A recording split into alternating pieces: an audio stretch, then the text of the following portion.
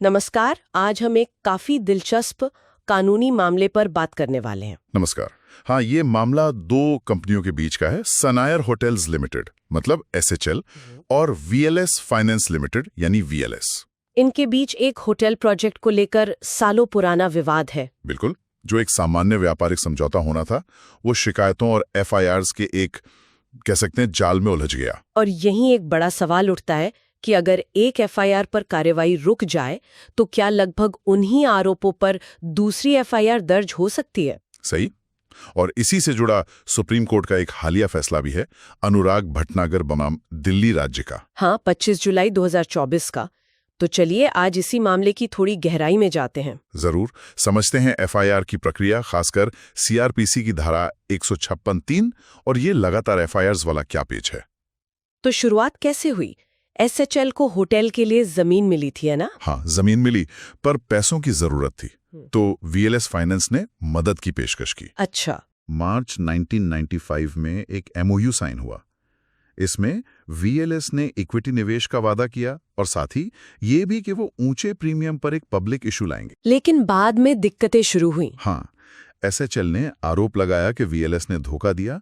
उनका कहना था कि वीएलएस को पता था कि सेबी नियमों के चलते इतने ऊंचे प्रीमियम वाला पब्लिक इशू लाना नामुमकिन था। ओहो, मतलब वादा खिलाफी और धोखे का आरोप। बिल्कुल। और फिर शुरू हुआ एफआईआर्स का सिलसिला। पहले किसने की एफआईआर? पहले वीएलएस ने एसएचएल के खिलाफ कई एफआईआर्स दर्ज कराईं। धोखाधड़ी वगैरह के आरोप थे, जैसे एफआईआर 90/2000, 99/2002। फिर एसएचएल ने भी जवाब दिया होगा। हाँ, फिर एसएचएल ने वीएलएस के खिलाफ एफआईआर दर्ज कराई। पहली थी एफआईआर 326/2004 कनॉट प्लेस थाना में। ये मजिस्ट्रेट के आदेश पर हुई थी, वो धारा 156(3) वाली। हाँ, वही। सीआरपीसी की धारा 156(3) के तहत मजिस्ट्रेट के आदेश पर आरोप वही थे, एमओयू तोड़ा, धोखाधड़ी की। लेकिन इस पर तो रोक लग गई थी शायद। सही कहा। दिल्ली हाईकोर्ट ने 2004 में ही इसकी जांच पर अंतरिम रोक लगा दी और 2009 में वो रोक पक्की हो गई। अच्छा, तो वो एफआईआर तो एक तरह से ठंडे बस्ते में चली गई। फिर एसएचएल ने क्या किया? बिल्कुल, उनके लिए ये एक झटका था।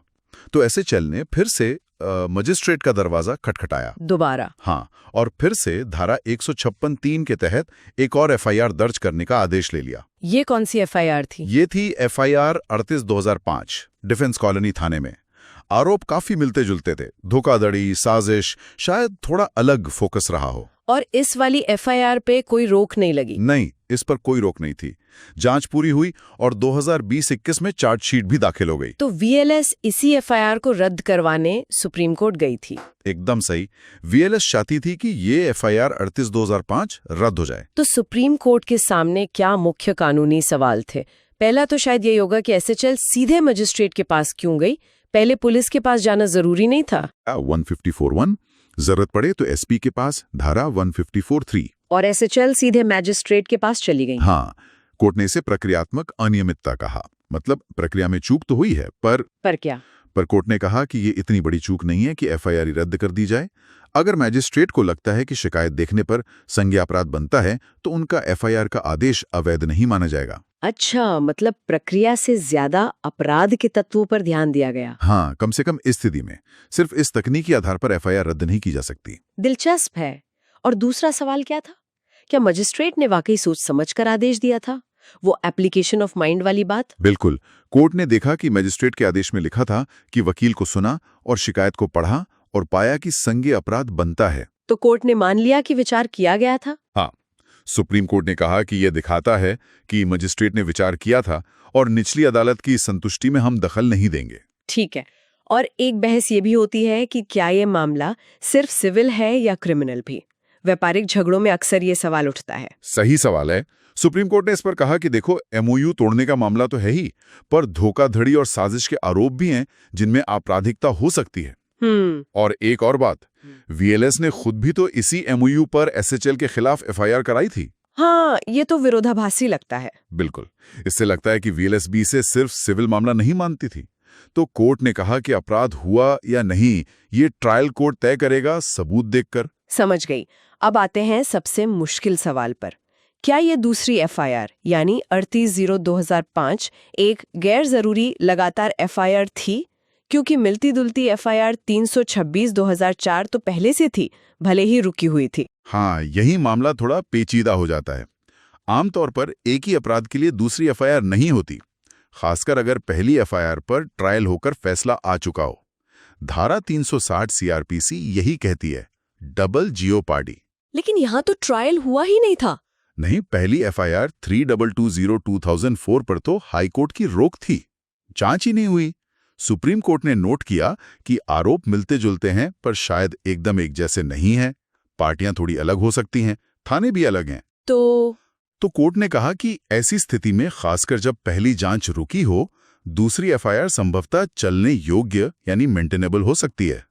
अच्छा, मतलब पहली जांच रुकने से एक तरह का रास्ता खुल गया, कह सकते हैं। लगता है एसएचएल ने जानबूझकर दूसरी एफआईआर अलग थाने में कराई ताकि जांच तो आगे बढ़े। ये तो काफी अहम बात है। तो आखिरकार सुप्रीम कोर्ट का फैसला क्या रहा? सुप्रीम कोर्ट ने वीएलएस की याचिका खारिज कर दी, यानी एफआईआर 38000205 बनी रहेगी। हाँ, एफआईआर 3800/2005 और मजिस्ट्रेट का आदेश दोनों बरकरार रहेंगे। अब मामला ट्रायल कोर्ट में चलेगा। तो इस पूरी बातचीत से मुख्य सबक क्या मिलते हैं हमारे सुनने वालों के लिए? देखिए, दो बातें साफ हैं। पहली, एफआईआर दर्ज कराने की प्रक्रिया में अगर कोई छोटी मोटी तकनीकी चूक हो जाए, जैसे सीधे मजिस्ट्रेट के पास जाना, तो एफआईआर हमेशा अवैध नहीं हो जाती। शर्त क्या है? शर्त यह कि मजिस्ट्रेट ने सोच समझकर आदेश दिया हो और पहली नजर में गंभीर अपराध बनता दिखे। दूसरी बात, एक ही विवाद पर दूसरी एफआईआर का मुद्दा जटिल है, पर यह मुमकिन है, खासकर अगर पहली एफआईआर पर जांच रुकी हो। कानून का मकसद न्याय देना है, पर प्रक्रिया का दुरुपयोग भी रोकना है। बिल्कुल, ये संतुलन साधना जरूरी है। हाँ, और ये फैसला उन लोगों या कंपनियों के लिए भी सोचने पर मजबूर करता है जो ऐसे लंबे विवादों में फंस जाते हैं जहाँ सिविल और क्रिमिनल दोनों पहलू हों और कानूनी प्रक्रिया धीमी हो जाए।